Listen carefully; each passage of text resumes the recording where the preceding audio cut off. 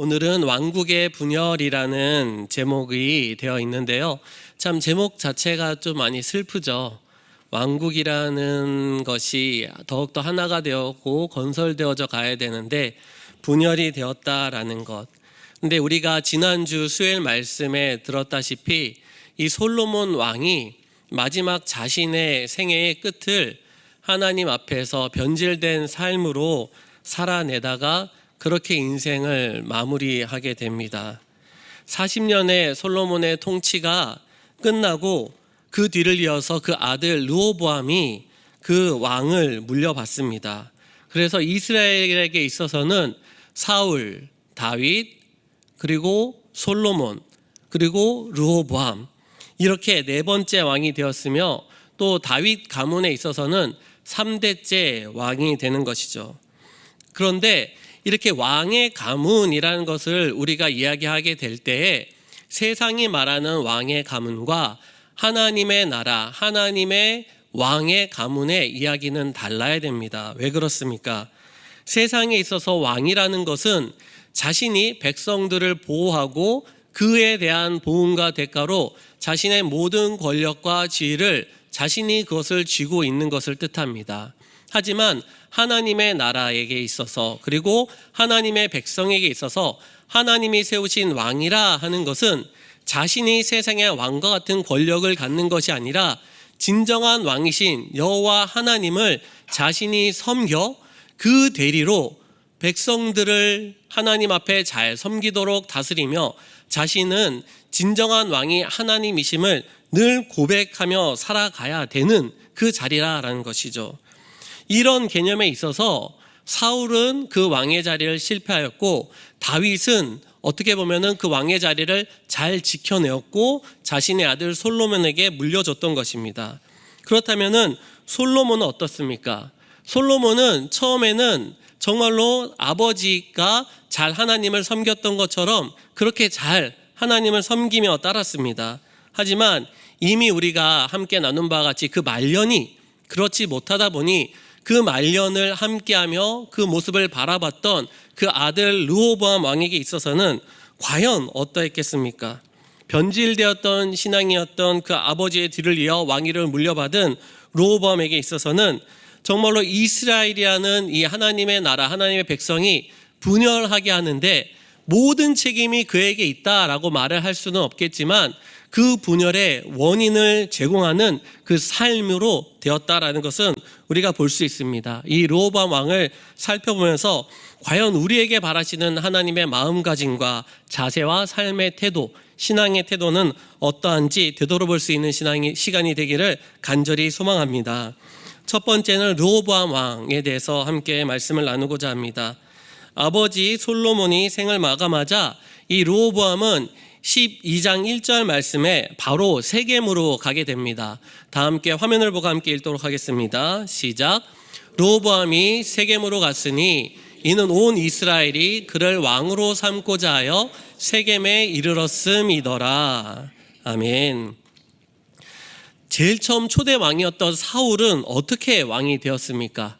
왕을 요구하는 이스라엘 백성들에 대해서 이를 어찌할까 모르던 이 사무엘이 하나님께 이런 사실을 아뢰자 하나님께서 친히 그 왕을 어떤 사람이 될 것이다 라는 것을 지정해서 알려주셨습니다. 사무엘상 9장 17절 말씀입니다. 제가 읽도록 하겠습니다.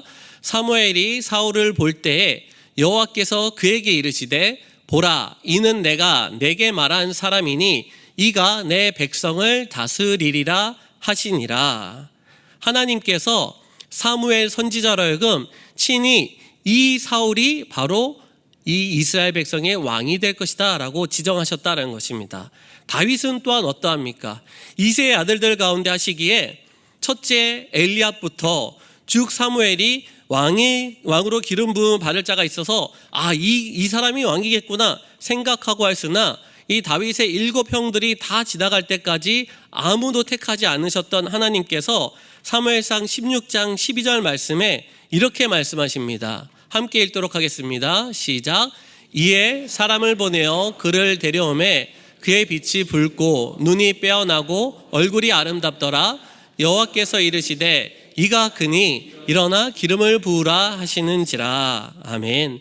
다윗도 하나님께서 친히 지정하여 알려주셨습니다. 그렇다라고 한다면 사울, 다윗, 그 다음에 솔로몬 왕은 어떻습니까? 솔로몬은 사울이나 다윗과 같이 하나님께서 친히 그렇게 명확하게 지정해 주시지는 않으셨지만 이 하나님의 계획하신 가운데 있었다라는 것을 우리가 알 수 있습니다.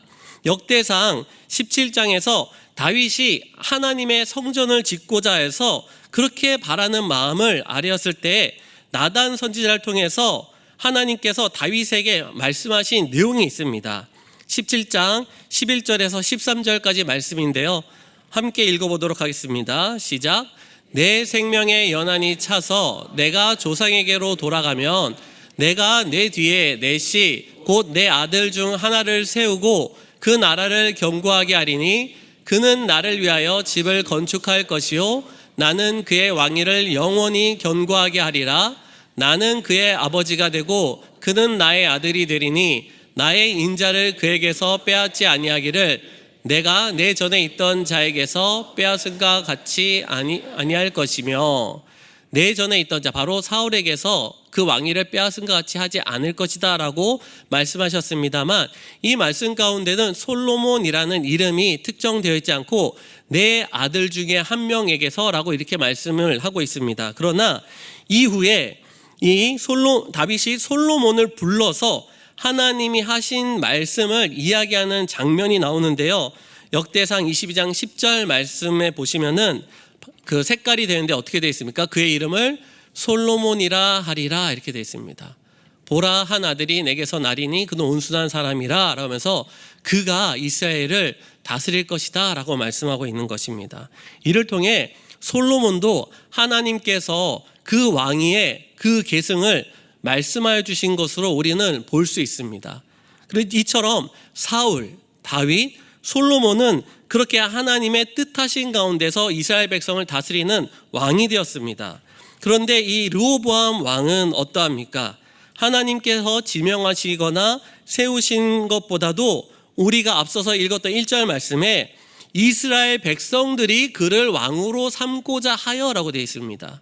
이스라엘 백성들이 그 르호보암을 왕으로 삼고자 하여서 그렇게 세겜으로 자신의 왕위를 이어받기 위해서 갔다라는 것. 무엇을 뜻합니까? 이제는 할아버지 다윗도 아버지 솔로몬도 왕이었으니 어쩌면 나에게 주어지는 이 왕권이 세상에서 그 왕의 권위를 물려받아서 계속 세습하듯이 나는 당연히 왕권을 가진 자야라고 자기 스스로 자만하거나 생각했을 수 있다라는 것입니다. 그러나 분명히 우리가 알아야 될 것은 이스라엘은 그렇게 왕위가 계승되어지는 나라가 아닙니다. 하나님께서 친히 다스릴 자들을 지명하여 주신 나라였다라는 것이죠. 이르다 보니 이 왕국에 분열된 이후에 북이스라엘과 남유다에 계속되어지는 왕권들의 계승 역사들에서 우리는 무엇을 볼 수 있느냐? 세상 왕권이 물려지는 왕조의 개념과 그 뒤를 그저 잇고 또 이를 모반하고 배반하는 또 신하들의 이야기들로만 쭉 지나오게 되는 것을 볼 수 있습니다. 즉 하나님의 나라가 더 이상 하나님의 나라로서의 모습을 나타내지 못하고 있는 것이죠.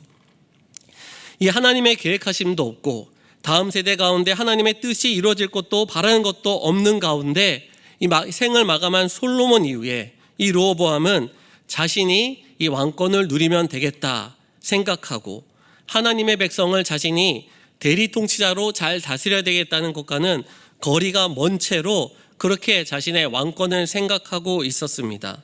뿐만 아니라 이 르호보암은 아버지 솔로몬의 생애 말년에 그 신하였던 이 여로보암이 이 아버지를 대적하여서 반항하다가 즉 이 솔로몬의 왕권에 대해서 반격하다가 이 애굽으로 도망갔던 사실도 알고 있었을 것입니다. 그런데 사실 이는 여로보암 스스로가 솔로몬을 왕권을 대적한 것이 아닙니다. 바로 선지자 아이야의 말씀을 통하여서 하나님께서 주신 말씀을 들었던 것입니다.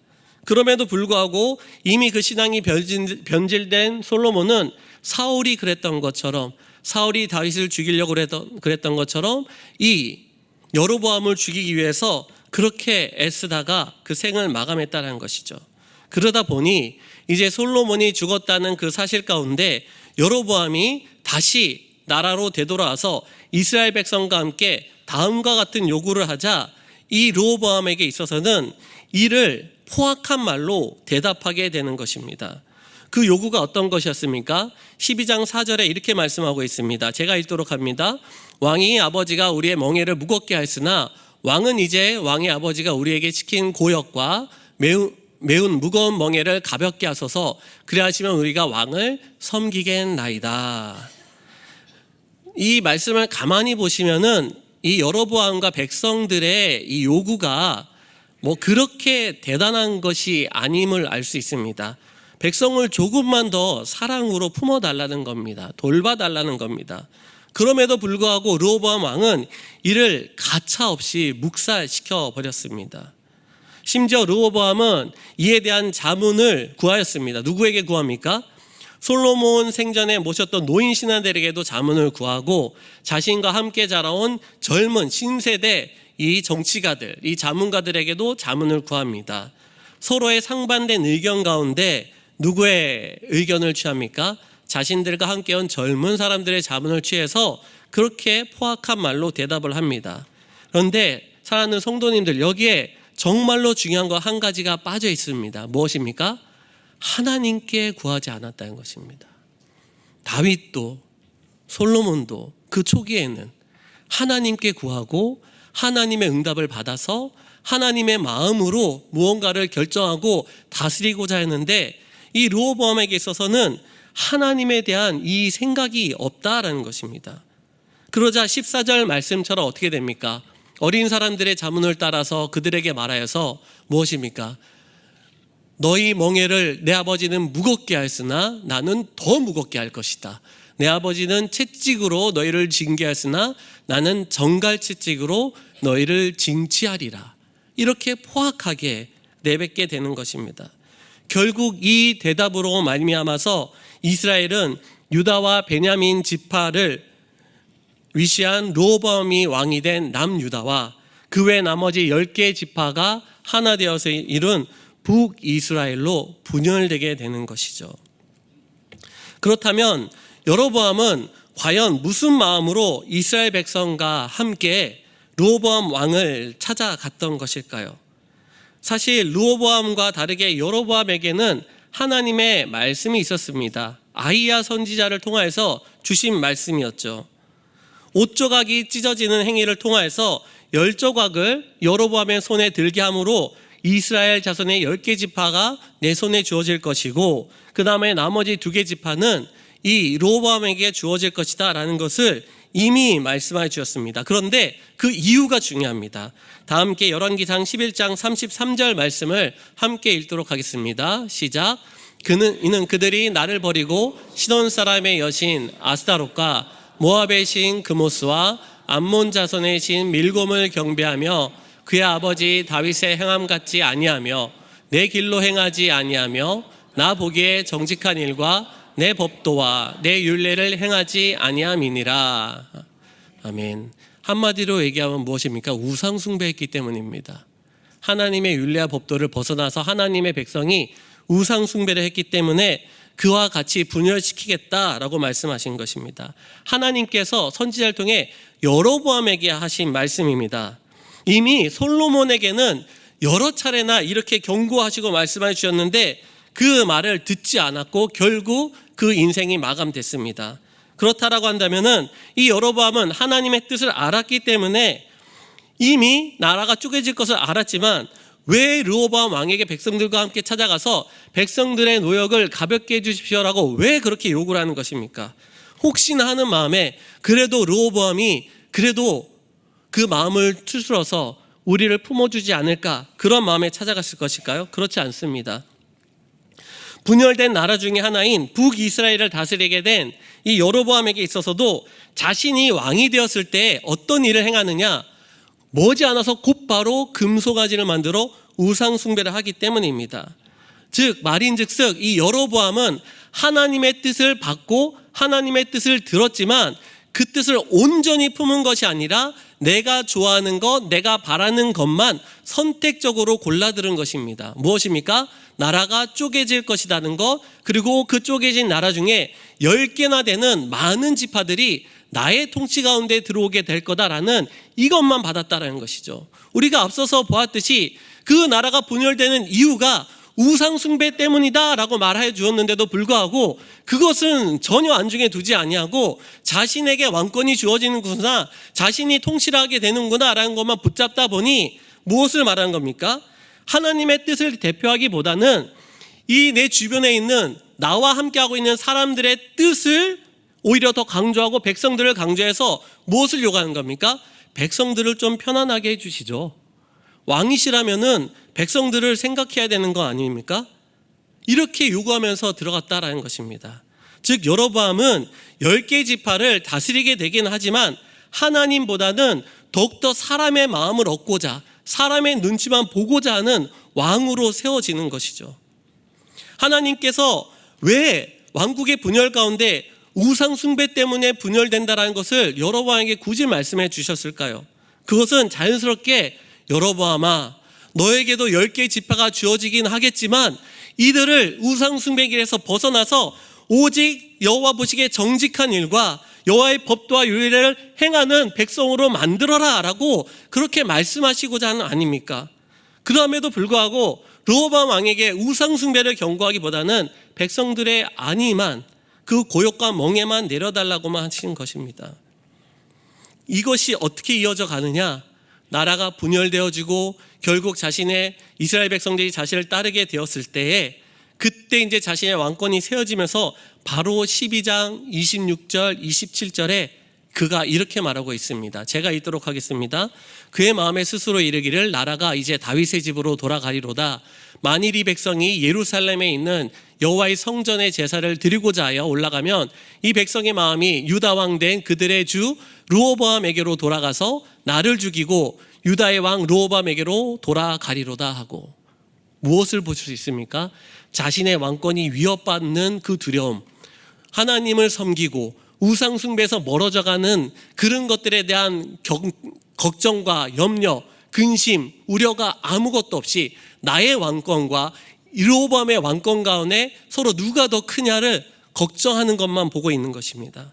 이렇게 되니 어떻게 됩니까? 그렇게 하나님께서 우상 숭배하지 말라라고 했음에도 불구하고 이는 귓등으로 듣지 않고 바로 베델과 단에다가 금송아지상을 세우고 이렇게 르호보암 왕에게로 이스라엘 백성들의 마음이 돌아가지 않도록 너희는 내려갈 필요 없다. 여기에도 하나님의 제단과 같은 것이 그대로 있으니 여기서 하나님께 제사 드려라, 예배해라 할 뿐만 아니라 지금 레위 지파들이 다 어디 있습니까? 다 유다에 있다 보니 하나님의 제사장으로 삼아야 되는 제사장이 없지 않습니까? 그러다 보니 일반 백성으로 하여금 하나님의 뜻과는 전혀 상관없이 자신의 뜻과 생각으로 이들을 제사장으로 세워서 제사의 직무를 감당하게 합니다. 심지어 절기도 유다의 절기와 같이 비슷하게 만들어서 이 북이스라엘 자체로 절기를 드리게 합니다. 무엇입니까? 완전히 하나님의 뜻, 하나님의 계획과는 전혀 상관없는 것으로 치닫고 있는 것입니다. 하나님은 분명히 말씀하셨습니다. 열왕기상 11장 38절 말씀 함께 읽도록 하겠습니다. 하나님께서 여로보암 왕에게 하신 말씀입니다. 시작. 내가 만일 내가 명령한 모든 일에 순종하고 내 길로 행하며 내 눈에 합당한 일을 하며 내 종 다윗이 행한 같이 내 율례와 명령을 지키면 내가 너와 함께 있어 내가 다윗을 위하여 세운 것 같이 너를 위하여 견고한 집을 세우고 이스라엘을 내게 주리라. 아멘. 어떻게 됩니까? 하나님의 말씀에 합당하게 다윗의 행함 같이만 하면은 너를 통해서도 이 나라를 굳건하게 세울 것이다 라고 여로보암에게 주신 말씀인데, 이 말씀이 그의 생각과 마음속에 전혀 자리 잡지 못했다라는 것입니다. 그러다 보니 어떻게 됩니까? 이제 이스라엘 백성은 분열되게 됩니다. 완전히 분열되는데 이 분열이 비단 남북으로의 나라의 분열만 말하는 것이 아닙니다. 왕국이 분열됐다라고 했을 때 무엇으로의 분열을 뜻하느냐? 하나님으로부터의 분열도 뜻합니다. 나라가 쪼개질 뿐만 아니라 이제 하나님의 백성들이 하나님으로부터 분열되어서 하나님의 나라가 아니게 되었고 하나님의 백성이 아니게 되었다라는 것이죠.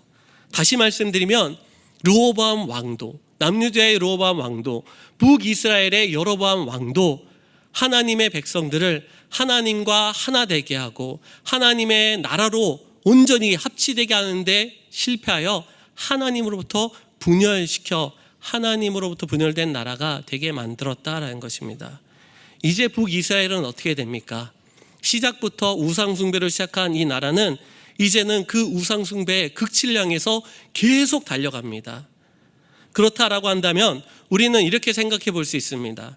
만약에 르호보암 왕이 하나님의 마음을 조금만 품었다면, 여로보암과 그 사람들을 조금만 품고 그들을 받아들였다고 한다면, 아버지 솔로몬의 과를 떠나 할아버지 다윗의 길로 행하여서 모든 솔로몬의 그 말년에 드렸던 모든 우상들을 다 부서뜨리고 하나님의 나라로 세웠다라고 한다면 정말로 아쉬움이 많이 남습니다.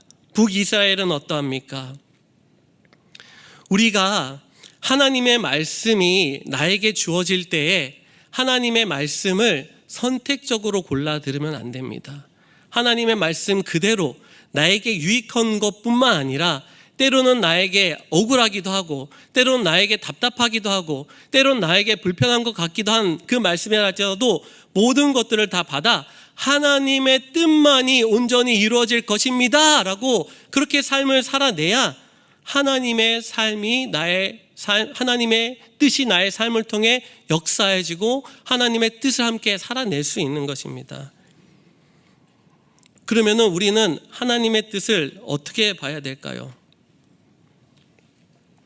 여로보암 왕은 그 죄악이 너무나도 커서 이후에 나오는 모든 제약된 왕들의 그 수식어를 붙을 때마다 이런 표현들이 등장합니다. 느밧의 아들 여로보암의 집과 같이, 여로보암의 길로 행하여, 여로보암이 모든 죄에서 떠나지 아니함 같이, 여로보암이 행한 모든 죄를 따라. 사랑하는 성도님들, 우리는 과연 르호보암을 탓해야 됩니까? 아니면 여로보암을 탓해야 됩니까? 사실 우리는 그 어느 누구도 탓할 수 없습니다. 가만히 내 자신을 들여다보면은 내가 때로는 르호보암이고 내가 때로는 여로보암이 됩니다.